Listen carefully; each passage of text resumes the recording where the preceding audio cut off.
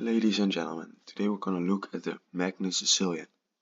The Sicilian for white, which Magnus has invented.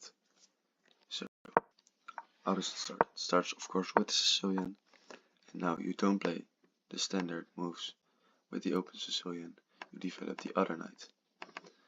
And after they play d6, you have to watch out. Only after d6 you play d4. You can't play it after knight f3 because then you would just lose the pawn. But now after they take, you bring the queen out, and when they attack it, you drop the queen back. You may say, but why would I play this opening? Why would I not go just for the standard where I put my knight in the center? Because then he doesn't get a tempo on my queen. Yes, that's true, but in a lot of lines in the open Sicilian, black knows exactly what they're doing. They have their prep, and that's not what they have in the Magnus Sicilian, because the most of the players I play against have no clue what they do. So that is really nice because you have an advantage there, and also you get really nice positions. It will most of the time be opposite side castling, so we would go queen side and they will go king side, and then we just launch our pawns at each other. So that are the real fun games in my opinion. But the most common move they play is this move g6, because they don't want to develop the bishop behind the two pawns, so they want it on the long diagonal. This is also what most players play who have no idea about the theory of the line. So here we go with our plan. We both develop our bishops, knight comes out, and we castle queenside. This is the idea, this is the setup. Knight out, bishop on the diagonal and queenside castle, and you want to play the king on b8. So after they castle, we play the king move to defend for any queen moves, defending so the knight can move, and also to get off this diagonal where the bishop sometimes gives you problems. So most of the time they develop their queens and they go for this a6 b5 idea, but now we play the other idea, f3.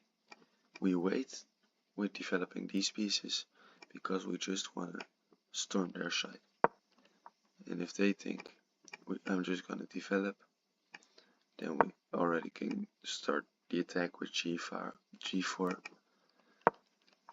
After that, there's one catch though. Most of the time I would just play h4 h5, but if I would play h4 h5 now, now they play d5 themselves, and then we're in a lot of trouble. because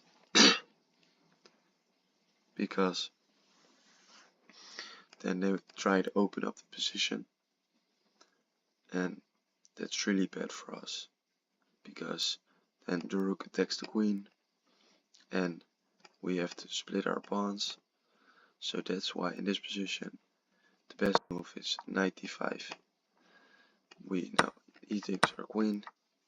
After they take, this is the position that we get. Here you defend the pawn, so you can move your knight to the a6 square. You have to trade this here, and now you play this move. Because this pawn is defended, your rook is active, you can get this one. The bishop is also seeing the entire board, so they can play this because they hang their knight. And this knight will come in, attack the pawn, or come in the other way. And this is still an idea.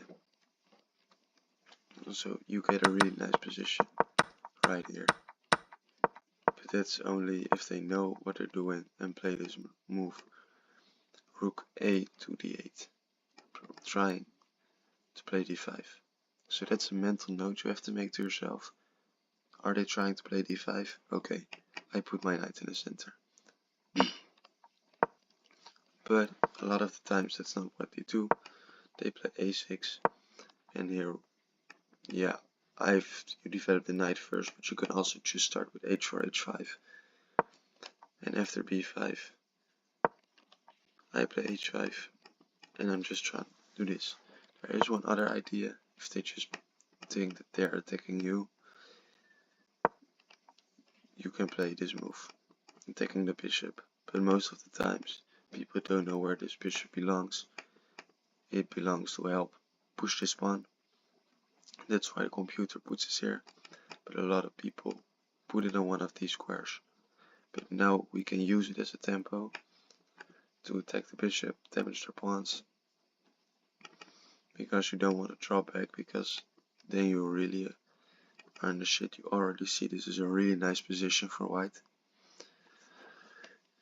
So that's why we can play knight f4 now, but you can also just play h5, and that's totally fine, because you're just gonna rip open, and then a lot of lines you play the knight here, you slide the queen over, and it's just a checkmating attack.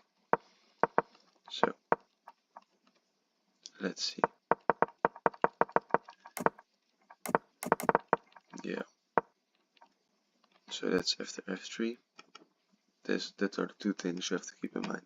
The rook preparing d5, we stop it, and the other side is just attacking with these pawns, opening up, developing the bishop to this, maybe to a6, maybe the knight goes around like this, but a lot of the time it's just this pawn attack that's brutal, and you can stop it with the queen sliding over, and maybe even the bishop trailing off, because then the squares around the king will get really weak. So that's what most people do when they have no clue what they're doing. There is another move, and that's bishop h6. This is the line the computer recommends, and now you have to know this move. It's f5, because you don't want to move the queen, lose the right castle king side. You want to block it, but you may think, what about e5? They attack my pawn, and I pinned, so I can defend the pawn. It's a little trap. Now you can play knight to b5. But you might say, what if they just take? Now I play queen takes, and they have to take with the queen, because if they take this one, we have this, and they have to sacrifice the queen for the knight. So they can take, so they take with the queen. Now the king has to move. If it moves up, we have this nice move. If it moves to e2, they lose this pawn. So most of the time they just move to f8, and after this they can move to g8. So here we take, damaging their pawns, and you're just gonna win back this pawn, because they can try and defend, but damages the queenside castle. h4, opening up this rook. We have all the active pieces. So this is a good endgame for white. That's why they can play e5 immediately. But there are two other moves in this position, f4 and knight f6. Let's first look at f4. They try to put pressure, but here we just first develop, and they think, oh, I take it. They lose the rook in the corner. So they can take immediately, so they put the knight first, and now we just castle, gambiting the pawn. But this is a okay gambit, because now we have this nice move, h3, because we're down a pawn, but the computer still says we're better. And you may say, h3, what are we doing with h3? We're preparing g4, and g4 creates a threat of working these pieces, but the biggest idea is to put the bishop on this diagonal, attacking the pawn, so we're gonna win the pawn back. After the castle, there's a little trap. Most of you think, we play g4. You can't play g4 in this position, because they play knight take, and unfortunately you lost your queen. So that's why you have to keep in your head that if they castle, they attack this pawn, so we first have to defend the pawn. Because you could also play king b1, it's also alright, but this also develops a knight. And after g4, the bishop develops, the knight can put even more pressure to the pawn. So they develop the bishop. Now we go for g5. They have to stop the threat, so they move the bishop back. Now we put the bishop on the diagonal, and they're not gonna defend their pawn. also after the knight moves and the rook moves. And you also have an attack with f4. So in this position I also like to put the rook here, play for f4, and once the g file opens up, I want to put my rook back and go attack the king. So after something like this, we just take the pawn. They probably take this in between, this bishop. Oh, it's white moves. I'm sorry. And this is just a good endgame for white. Much more active pieces, better pawn structure. So that's the move f4. You gambit the pawn, play for h6, g5, except if they castle, and then you just win the pawn back with the bishop. And then the last move, challenging move in this position, is if the knight comes out. Now we just follow our plan. They castle, we castle, and now they can play the move e5, because this isn't scary, because then they take the pawn with a skewer from the queen to the king. So you have to play g3. It's the only move. So that's what you have to keep in mind. e5 immediately before we are castled. Yeah, I'm going after the pawn. I want the better endgame. But if they play e5 after they have developed the knights and castled, then you have to understand, okay, we can go after the weak pawn, we first have to play defense. But this isn't a waste of time, because also the long diagonal opens up for the bishop, so it's a pretty nice move. And now most of the time they just develop, we develop, and after they play h5, you just develop the other knight. You can also develop it to this square, but I like the extra protection to this pawn. And you might say, but aren't we scared of some h5 stuff? Not really, because we take with the knight, and they're not gonna sacrifice their rook, because they have no attack on this side. They have two less pieces. So that's why we're not scared of this move, because we can just take with our knight, and there's no attack. And a lot of the times they just pin you, but I like now the king b1, because it's kind of a calm position, because it looks like there's a lot of pressure, but not really, because everything is well defended. And after h5 I have this line, because the computer says that you should sacrifice this pawn, then play b5, b4, but I think after you put the knight in the center, it's just alright. He gives bishop g7, and I think after h6, g5, the bishop has a drawback. We take, this pawn is weak, then this pawn is weak, and this pawn, it looks annoying, but he doesn't really have an attack.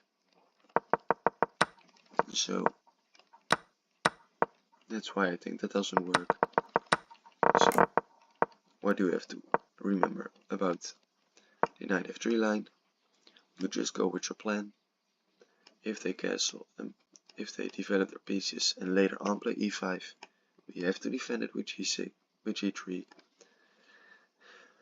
And later on we can attack the weakness, but that's only after we're well defended and developed our pieces and have castled. So that's that. So if we're now gonna look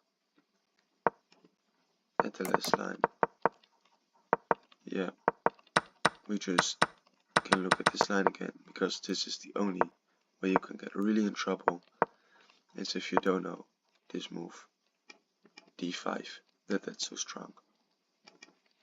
So if you look at it once again, we play this move, it's only possible after d6, and after take, they attack our queen. What if they don't attack our queen? Yeah, then we just do the same plan, but keep the queen in the center, because eventually they will play this move, and then we draw back. What do we have to know? After g6, we just go with our plan, bishop, and the queenside castle, king b1, f3, g4, pop, pop, pop, pop, pop. And if they prepare to move d5 with the bishop and the rook and the queen, we put our own knight in the center, have a lot of trades, but have a good advantage in the endgame. And if they go for the main moves with, no, not that, first this one, and then they go for this move, they play the bishop out. You remember f4, against e5 we have the good endgame, against f5 we camp the pawn, but play this nice idea with h3 and g4, shadowing the bishop, winning the pawn back. And after the knight comes out, we just go with our plan, wait for them to develop and play e5, then we defend, develop the bishop, develop the knight, and we just have a great position. So that's the Magnus Gambit explained, the Magnus Sicilian explained. I hope you guys like this video, because it's a really good opening. I hope you can score some wins with it, and let me know in the comments if you ever win a game with this one.